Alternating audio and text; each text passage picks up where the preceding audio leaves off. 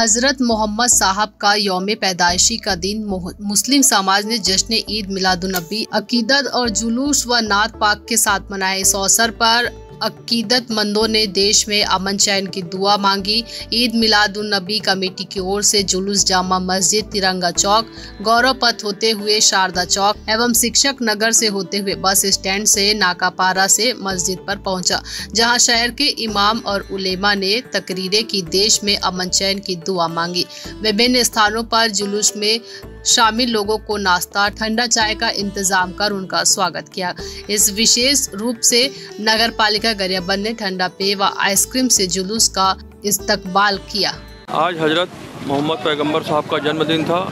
गरियाबंद मुस्लिम जमात ने बड़े हर्षोल्लास के साथ मनाया और इस मौके पर सभी को ईद मिलादुन्नबी की बधाई देता हूँ और अमन शांति और हिंदुस्तान की शांति के लिए और विकास के लिए दुआ करता हूं। आज मुस्लिम जमात द्वारा पूरे नगर में जुलूस निकालकर हर्षोल्लास के साथ उनका जन्मदिन मनाया गया और नगर में कई जगह कई समाजों ने स्वागत कर एकता का परचम लहराया। ईद मिलादुन्नबी का ये त्यौहार है जो सरकार दो आलम सल्लल्लाहु अलैहि वसल्लम मोहम्मद रसूलुल्लाह सल्लल्लाहु अलैहि वसल्लम का यौम पैदाइश मतलब जन्मदिन के मौके पर यह त्यौहार मनाया जाता है।